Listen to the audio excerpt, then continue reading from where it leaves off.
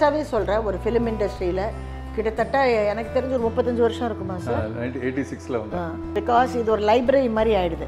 அடுத்த சந்ததியர் வராங்க இல்லையா, அவங்களுக்கு அதை பற்றி தெரியறதுக்கு வந்து இது ரொம்ப ஒரு, நீங்கள் அதை டாக்குமெண்ட் பண்ணுறது வந்து ரொம்ப ஒரு அற்புதமான விஷயம். அதாவது நடிப்பை விட டைரக்ஷன் சைடில் வந்து அப்போ கமல் சாருக்கு ரொம்ப இன்ட்ரெஸ்ட் இருந்தது. ஸோ அவர் ஆர்சி சக்தி அவர்கள், அப்புறம் ரஜினி சார், நாங்கள் எல்லாரும் வந்து உட்காந்து அந்த 100 ரூபாயில் ஆளுக்கு ஒரு டீ ஆர்டர் பண்ணிட்டு ரொம்ப நேரம் பேசிக்கிட்டு, அது வந்து ஒரு சந்தோஷமான அனுபவம். அப்புறம் அவர்களில் அவர் கூட வந்து நைட் உட்காந்து படம் பார்த்துக்கிட்டு இருக்கா. என்ன சார் இது, இந்த படத்தில் என்ன சார் அப்படி இருக்குது, நைட் உட்காந்து இந்த படத்தை பார்த்துட்டு இருக்கா. ரொம்ப வருஷத்துக்கு முன்னாடி வந்த படம், டைரக்டர் துரை சார்னு நினைக்கிறேன். சிஸ்டர் ரோல் பண்ணேன்னா இல்லை வந்து ஹீரோயினுக்கு சிஸ்டர் பண்ணேனான்னு சரியா ஞாபகம் இல்லை.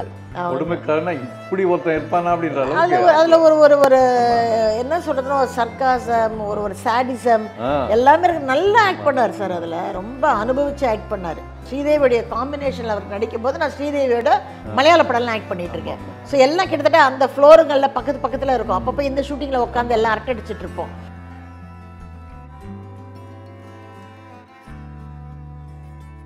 ரஜினி சார் வந்து வேற ஒரு செட்டை நடிச்சிட்டு இருக்காருன்னா அந்த இடத்துல வந்து பார்த்தீங்கன்னா வந்து ரொம்ப சாதாரண பெரிய பந்தாலாம் இருக்காது. பந்தா பண்ணால் அங்கே இருக்கிற ஒர்க்கர்ஸ் தான் பண்ணணும். அவர் சாதாரணமாக இருப்பார், யார் வேணாலும் உள்ளே போய் அவரை மீட் பண்ணலாம். ஷார்ட் இல்லையா, அவர் பாட்டுக்கு அந்த ஸ்டூலோ இல்லை ஒரு பாயோ வெறிச்சு அங்கேயே கூட படுத்து தூங்குறத பல முறை ஏவிஎம்ல நான் பார்த்துருக்கேன். அதாவது அவர் பெரிய ஆளாகி, அதாவது இந்த படையப்பா ஷூட்டிங்கில் கூட ஒரு தடவை என் பொண்ணு வந்து அந்த டைமில் ரஜினி சார்னா ரொம்ப பைத்தியம், நிறைய படம் பார்ப்பா. இன்ஃபேக்ட் எனக்கு அவங்களுக்கு ஒரு பெரிய சண்டை கூட நடந்தது. நான் அதை கேஎஸ் ரவிக்குமார் சார்ட்ட கூட சொன்னேன். காத்தால +2 எக்ஸாம், நைட் உட்காந்து படம் பார்த்துக்கிட்டு இருக்கா. என்ன சார் இது, இந்த படத்தில் என்ன சார் அப்படி இருக்குது, நைட் உட்காந்து இந்த படத்தை பார்த்துட்டு இருக்கா, +2 வந்து எக்ஸாம் அப்படின்னு. எனக்கு ஒரே பயம். கடைசியில் பார்த்தா 95க்கு மேலே மார்க் வாங்கினேன். அவள் என்னன்னா அது ஒரு ரஜினி சார் படம் பார்த்தா எங்களுக்கெல்லாம் அது ஒரு எனர்ஜி, ஒரு ரிஃப்ரெஷிங் மைண்ட் வந்து ரிஃப்ரெஷ் ஆகிடுதுமா அப்படின்வா. இப்போ எல்லாம் வளர்ந்துட்டாங்க, படம் பார்க்குறதெல்லாம் குறைச்சிட்டாங்க, எல்லாம் அப்ராடில் இருக்காங்க. ஸோ இன்னொரு விஷயம் கூட இங்கே ஆடியன்ஸோட ஷேர் பண்ணிக்கணும். சாருக்கு வந்து 2 அழகான பொண்ணுங்க, 2 பேருமே நல்லா படிக்க வச்சுருக்காரு. அதில் ஒரு பொண்ணு வந்து சார் மாதிரியே வந்து பிஆர்ஓவா உள்ளே வந்து அவங்களும் நிறைய சாதிச்சிட்ருக்காங்க. இன்னொரு பொண்ணும் வந்து இன்றைக்கி நல்லபடியாக எம்ஏ முடிச்சுட்டு அவளும் வந்து ஒரு பெரிய இன்ஸ்டியூஷன் ஏவிஎம் மாதிரி ஒரு நிறுவனத்தில் வந்து இன்டர்ன்ஷிப் பண்ணுறான்னு நினைக்கும் போது ரொம்ப பெருமையாக இருக்குது சார். ஒரு மதராக I am very happy. Thank you so much. Raghupathi Raghavan ராஜாராம்னு ஒரு படம் 77ல். எனக்கே ஞாபகம் இல்லை, நீங்கள் எப்படி தோண்டி இதெல்லாம் தேடி கண்டுபிடிச்சிருக்கீங்க தெரியல. இல்லை, அது தலைவர் பற்றி ஒரு ரிசர்ச் பண்ணிட்டு இருக்கேன். நான் படங்களோட ஃபில்மோகிராஃபி ஒன்று ரெடி பண்ணுறேன். அதுக்கான முயற்சியில் இறங்கி பண்ணிட்டு இருக்கல அந்த இனிஷியேட்டிவ்ஸ் தான் யார் யார் எவ்வளோ படங்கள் பண்ணாங்க பொறுத்து பேஸ் பண்ணி நான் அந்த இன்ட்ரடியூஸ் பண்ணிகிட்டு இருக்கேன். நான் அது ரொம்ப வருஷத்துக்கு முன்னாடி வந்த படம், டைரக்டர் துரை சார்னு நினைக்கிறேன். சிஸ்டர் ரோல் பண்ணேன்னா இல்லை வந்து ஹீரோயினுக்கு சிஸ்டர் பண்ணேனான்னு சரியா ஞாபகம் இல்லை. பட் ஆனால் டெஃபினட்டாக வந்து ரஜினி சாருடைய அந்த அனுபவம் அப்படின்னு எடுத்தாலே ஒரு இனிமையான அனுபவம் தாங்க. ஏன்னா அதை சொன்னேன்னு செட்டில் வந்து ரொம்ப கேஷுவலாக இருப்பாங்க அண்ட் எந்த வித பந்தா இருக்காது. அப்புறம் எல்லாரும் ஒன்றா உட்காந்து சாப்பிட்றது. சரி, அப்போல்லாம் வந்து இன்னும் இந்த கேரவன் கல்ச்சர் வரல. ஸோ லஞ்ச் பிரேக் அப்படின்னு சொன்னாலே ஒரு கொண்டாட்டம் தான், எல்லாரும் ஒன்றா உட்காந்து அந்த சாப்பிட்றது. அண்ட் ரஜினி சார் வந்து கொஞ்சம் கூட ஃபஸ் இல்லாமல் இருக்கக்கூடியவர். பட் அஃப்கோர்ஸ் எம்ஜிஆர் அளவுக்கு அவங்க வீட்டிலேருந்து பெரிய கேரேஜ் அந்த, ஏன்னா அவருக்கு ஃபேமிலியே இங்கே இருக்கலை, ஃபேமிலியெல்லாம் ஊரில் தானே இருந்தது. ஸோ அதனால் ஒரு சந்தோஷமான அனுபவம் தான் சொல்லணும். மற்றபடி எனக்கு வேறு எதுவும் ஞாபகத்தில் இல்லை. நிச்சயமாக. அவர்கள் டைமில் அவர்கள் என்ற படத்தில் நடிச்சிருக்கீங்க. அவர்களில் நிறைய ஞாபகம் இருக்குது. ஏன்னா செட்டில் ரொம்ப டென்ஸ்டாக இருப்பார் ரஜினி சார். ஏன்னா ஒரு பாலச்சந்தர் சார் ஒரு பக்கம் வந்து கமல் சார் விட்டால் ஸ்கோர் பண்ணிடுவார். அதனால் இவர், ஆனால் அந்த படத்தில் பார்த்தீங்கன்னா என்ன தான் கமல் சார் நல்லா நடிச்சிருந்தா கூட இவரும் ஈக்குவலாக இருந்தார். இவர் நல்ல ஸ்கோர் பண்ணார் அதில். அந்த படத்தில் வந்து எல்லாருக்குமே அவருடைய கேரக்டர் வந்து ரொம்ப, ஏன்னா ஒரு கெட்ட புருஷன் இல்லையா, அது எல்லாருக்கும் வந்து மனசில் அப்படி நின்று போச்சு அந்த கேரக்டர். அதாவது கொடுமைக்காரனா இப்படி ஒருத்தன் இருப்பானா அப்படின்ற அதில் ஒரு ஒரு ஒரு என்ன சொல்கிறதுனா ஒரு சர்க்காசம், ஒரு சாடிசம் எல்லாமே நல்லா ஆக்ட் பண்ணார் சார். அதில் ரொம்ப அனுபவித்து ஆக்ட் பண்ணார் அவர். அந்த மாதிரி ரோல்லாம் இப்போ இல்லவே இல்லையே. இப்போ அவங்க திருப்பி இப்போ வந்து ஏன் இன்னைக்கு ஜெயிலர் இந்த அளவுக்கு ஓடிச்சுன்னா ஒரு வித்தியாசமாக இருந்ததுனால தான்.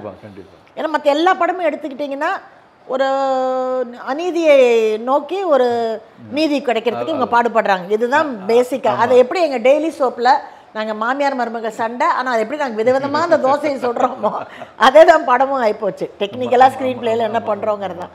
பட் அவர்களாக இருக்கட்டும், அந்த இந்த படம் சார் ஸ்ரீவித்யாமாவோட ஹஸ்பண்டாக வருவார், அபூர்வ ராகங்கள்.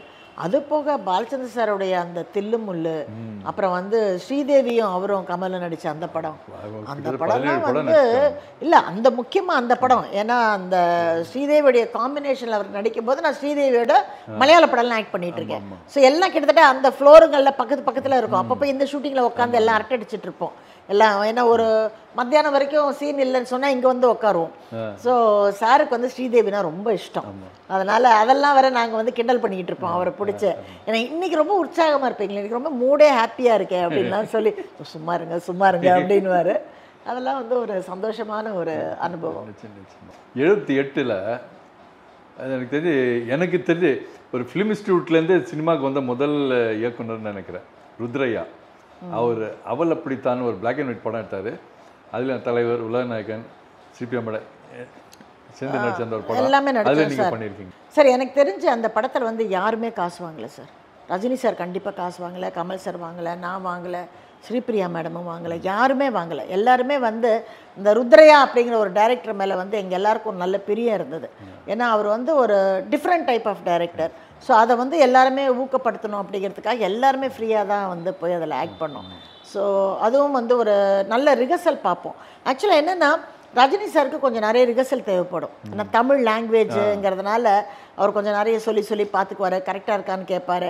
அந்த குணம்லாம் உண்டு, ஷேர் பண்ணிக்குவார். இப்போ நம்ம பக்கத்தில் இருக்கோம், மேக்கப் ரூம்லனா கரெக்டாக இருக்கா, சரியாக சொல்கிறேன்னா சரியா இல்லைனா கரெக்ட் பண்ணுங்கள் அப்படின்லாம் சொல்லுவார். ஸோ அந்த மாதிரி ஒரு நல்ல ஒரு ஷேரிங்கு. அண்ட் வந்து அந்த படத்துக்காக எல்லாருமே ஒத்துழைச்சு அதுவும் ஒரு நல்ல படமாக வெளியில் வந்தது. அது வந்து ஒரு பாராட்டப்பட வேண்டிய படம்.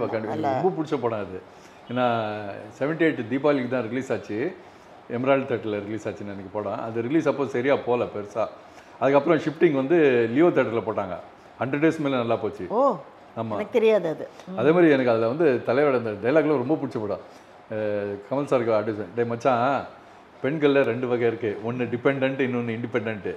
அதில் இந்த மஞ்சூர்கால 2வது வகை சேர்ந்தவன் இண்டிபெண்ட். என்ன டைலாக் இதெல்லாம் பார்த்து இல்லை நிறைய அங்கேயே இம்ப்ரவைஸ் பண்ணிக்கிட்டாங்க. டைரக்டர் ஒன்று எழுதினாலும் அங்கேயே வந்து இப்படி பேசிக்கலாம் அப்படி பேசிக்கலாம். ஏன்னா அது வந்து பெருசாக வசனம் எழுதி ஒரு ஸ்கெட்ச் போட்டு எடுக்கப்பட்ட படம் இல்லை. அது வந்து ஒரு எல்லாருமே கலந்து உரையாடி அந்த மாதிரி இது பண்ணிக்கலாம், இன்னும் கொஞ்சம் பெட்டர் பண்ணிக்கலாம் அப்படின்லாம் வந்து பேசப்பட்டு எடுத்த படம். ஸோ உண்மையிலேயே இதெல்லாம் வந்து ஒரு சகாப்தம் சார். அதில் எனக்கு தெரியாது, நான் இது வரைக்கும் ரஜினி சார் கூட 2 படம் தான் பண்ணேன்னு நினச்சிட்டு இருந்தேன். இப்போ நீங்கள் சொல்லி தான் கணக்கில் வந்து ஒரு 4 படம் வருது. ஆனால் ஒருவேளை காம்பினேஷனில் இல்லாமல் இருக்கலாம், பட் படங்கள் இருக்கும், கண்டிப்பாக இருக்கும். அண்ட் இன்றளவும் ரீசெண்டாக நாங்கள் நடிகர் சங்கத்துக்காக நீங்களும் வந்திருந்தீங்களே, எல்லோரும் மலேசியா போகும்போது கூட ரொம்ப நேரம் வந்து எல்லாம் நின்று ரொம்ப உரையாடணும். நானே ஹேமாச்சத்தெல்லாம் ஓடி போய் கட்டி பிடிச்சி ஃபோட்டோ எடுத்துக்கிட்டோம். சில ஃபோட்டோஸ் உங்களுக்கு அனுப்புகிறேன், போடுறதுக்கு நான் அனுப்புகிறேன். இந்த படங்கள் முடிச்சுன்னா அடுத்தது இன்னும் 2 மேட்ரு இருக்குது, அதுதான் கேட்கலாம் நினச்சேன். ஒன்று நீங்களே ஓப்பன் பண்ணிட்டீங்க. அதே மாதிரி வந்து ஒரு தடவை நான் தந்தி டிவியில் வந்து ஒரு பெரிய நேர்காணல் மாதிரி ஒன்று பண்ணியிருந்தாங்க ஒரு ஆடிட்டோரியமில். அப்போ நான் ரஜினி சாரை பற்றி பேசியிருந்தேன். நிறைய கைத்தட்டல் வந்தது, பேசியிருந்தேன். எல்லோரும் இந்த மாதிரி கேள்வி எழுப்புறீங்க அப்படின்னு சொல்லி. அப்புறம் ஒரு நாள் ஏதோ ஒரு ஃபங்க்ஷனில் ஓட்டு போட போகும்போது இவரும் வந்திருந்தார். என் கையை பிடிச்சிட்டு ரொம்ப நல்லா பேசுனீங்க அப்படின்னாரு. என்ன சார் இதெல்லாம் பார்க்க டைம் இருக்கான்னு கேட்டேன். நான் பார்த்தேன், நீங்கிறதால நான் பார்த்தேன், நல்லா பேசுனீங்க, very very good, I was impressed அப்படின்னாரு. தேங்க்யூ சார் அப்படின்னு சொல்லிட்டு போனேன். ஸோ ரொம்ப ஒரு நல்ல விஷயங்கள். அண்ட் பட் என்ன தெரியுமா, இன்றைக்கி நான் இங்கே ஓப்பனாக சொல்கிறேன், நிறைய ஹீரோஸ் வந்து இன்றைக்கி பாப்புலராக இருக்கக்கூடியவங்க வந்து ஏனோ தெரியல பழைய ஃப்ரெண்ட்ஸை வந்து ஒரு அழகாக மீட் பண்ண மாட்டேங்கிறாங்க. அது ஏன்னு எனக்கு புரிய மாட்டேங்குது. ஏன்னா it will be so nice. இப்போ 80sன்னு ஒன்று வச்சு எல்லாரும் மீட் பண்ணுறாங்க இல்லையா, அந்த மாதிரி இல்லைனா கூட ஒரு ஜெயலலிதா அம்மா வீட்டில் ஒரு சின்ன கெட் டுகெதர் பண்ணாங்க, வருஷத்துக்கு ஒரு தடவையோ இல்லை 3 வருஷத்துக்கு ஒரு தடவையோ ஒரு சின்ன கெட் டுகெதர் வச்சு. இப்போ அவருக்கு ஒரு பெரிய பண்ண வீடு இருக்குது, அங்கே எல்லாரும் வர சொல்லி ஜஸ்ட் ஒரு நாள் ஒரு லஞ்ச் மாதிரி வைக்கணும். ரஜினி சார் இதை நான் இப்போ உங்களுக்கு தூது விட்டுருக்கேன், நீங்கள் கண்டிப்பாக இந்த மாதிரி ஒன்று வைக்கணும். எல்லாரும் மீட் பண்ணால் அதோடைய இன்பமே பழைய ஃப்ரெண்ட்ஸை மீட் பண்ணுறதுடைய அந்த அலுமினி ஸ்கூல்லலாம் பண்ணுறாங்க, காலேஜிலலாம் பண்ணுறாங்க. அந்த மாதிரி ஒன்று பண்ணால் நல்லா இருக்கும்னு நினைக்கிறேன். நம்ம இந்த 80s குரூப்பை பார்த்து 90s பேட்ச்னு சொல்லிட்டு அவங்களும் ஆரம்பித்தாங்க. ரவிக்குமார் சார் தலைமையில் தான், சங்கர் சார், தளபதி விஜய் எல்லாரும் சேர்ந்து எல்லாம் பண்ணாங்க. அது ஒரு 2 years தான் பண்ண, அதுக்கப்புறம் அது தொடர இல்லை. அதுக்கு யாரை பாராட்டணும்னா சுஹாசினியை பாராட்டணும் சார். அவங்க வந்து அதில் எடுத்துக்கிட்ட முயற்சி, அது கூட அங்கே வந்து கொஞ்சம் சிலுசிலுத்து போயிருக்காங்க. அவங்க அதை விடாமுயற்சியாக அதை எல்லாரையும் கனெக்ட் பண்ணுறது, அவங்களுடைய ஆர்கனைசேஷன் ரொம்ப நல்லா இருக்கும். சுஹாசினி எது எடுத்தாலும் நேர்த்தியாக பண்ணுவாங்க. அப்போ ஏசி ரூம் வந்து எம்ஜிஆர் அவர்களுக்கு மட்டும்தான் இருந்தது. அதாவது கூட அன்பேவாக்காக போட்டாங்க, அதுக்கு முன்னாடி ஏசி ரூமே கிடையாது. ஏதோ ஒரு செட்டில் இருக்கவங்க கூட இங்கே வந்து குசலம் விசாரிச்சுட்டு போவாங்க. என்ன தம்பி விழுந்துட்டீங்களாமே, என்ன ஆச்சு? ஆமாண்ணே இங்கே கொஞ்சம் ஓங்கி அடிச்சிட்டாங்க, ஐயோ பார்த்துக்கங்க முகம்தானே அப்படின்னு சொல்லி பழைய ஃப்ரெண்ட்ஸோட பார்த்தீங்கன்னா அவர் வந்து ஒருவேளை லேடிஸ் எங்களை மாதிரி ரொம்ப பேசாமல் இருக்கலாமே தவிர டெஃபினட்டாக வந்து இன்றளவு மோகன் பாபு, சிரஞ்சீவி சார், நான் பிற்காலத்தில் இந்த மொபைல் வந்ததுக்கப்புறம் இருக்கிற ஃபோட்டோஸ் தான் என்கிட்ட இருக்கே தவிர நான் வந்து எம்ஜிஆர் அவர்களோட உட்காந்துருந்த ஃபோட்டோவோ இல்லை ஜெயலலிதாக்கா எனக்கு அவங்களோட நாங்கள் சினிமா போகும்போது நாங்கள் அடித்த லூட்டி ஃபோட்டோஸோ நிறைய இருந்தது ஃபோட்டோஸு. நான் விடாமல் போய் விஜய் ஹாஸ்பிட்டலில் அவரை பார்த்தேன். அவருக்கே ரொம்ப சந்தோஷம், எவ்வளோ பேர் இருக்காங்க யாரும் வரல, நீங்கள் வந்திருக்கீங்க என்னை பார்க்க அப்படின்னு சொல்லி சொன்னார். லைனாக படங்கள் இருக்குது. அந்த டிஃப்ரெண்ட் டைப்பாக ஒரு ஹீரோ. அவர் is not that regular hero.